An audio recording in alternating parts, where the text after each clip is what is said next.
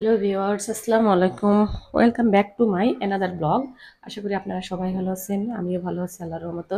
আজকে আমি রান্না করব পাঙ্গাস মাছ দিয়ে পালং শাকের একটা মাখো মাখো চচ্চড়ি।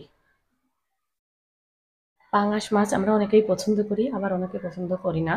যারা পছন্দ করেন না তারা একবার হলেও এই রেসিপিটি এইভাবে ট্রাই করে দেখবেন, খেতে অসাধারণ লাগে।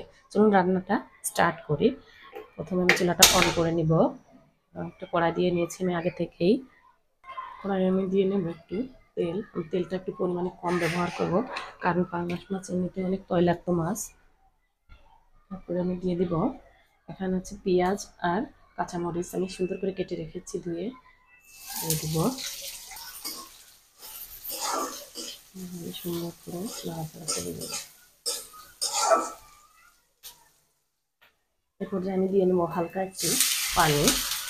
পানিটা দিয়ে আমি এক এক করে মশলাগুলো দিয়ে নেব।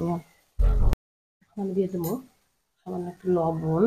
যেহেতু পালং শাক একটু লবণাক্ত তরকারি, এই জন্য আমি লবণটা একটু পরিমাণে কম ব্যবহার করেছি। এবার আমি দিয়ে দিব হলুদ গুঁড়ো। দিয়ে দেবো পরিমাণ মতো হলুদ গুঁড়ো। দিয়ে নেব একটু ধনিয়া, দিয়ে আমি সুন্দর করে নাড়াচাড়া করে দেবো।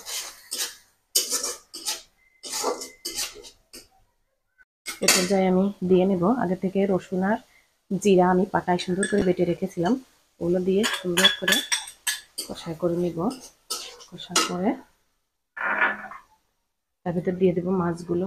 মাছগুলো দিয়ে আমি সুন্দর করে কষাতে থাকবো।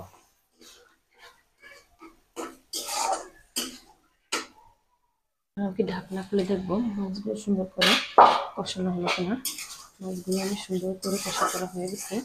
আমি এই পর্যায়ে আগে থেকে সুন্দর করে ধুয়ে রাখা শাকগুলো উপর দিয়ে দিয়ে দেবো। দিয়ে আমি একটা ঢাকনা দিয়ে ঢেকে দেব।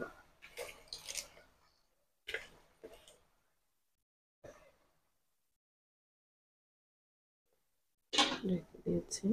এখন ঢাকনাটা খুলে শাকগুলো একটু উল্টে পাল্টে দেবো।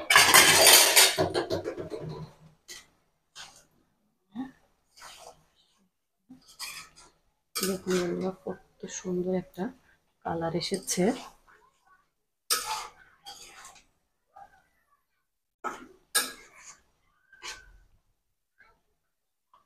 আমি শাকগুলো সুন্দর করে উল্টে পাল্টে দিয়েছি হালকা করে, যাতে মাছগুলো ভেঙে না যায়। আমি কিছুক্ষণের জন্য শাকটা একটু রান্না করে নিব। কিছুক্ষণের জন্য ঢাকা দিয়ে রাখবো। এখন আমি ঢাকনা খুলে দেখবো আমার তরকারিটা হয়েছে কিনা। তরকারিটা প্রায় হয়ে আসছে। আমি একটু মাখো মাখো করে চচ্চড়িটা করবো।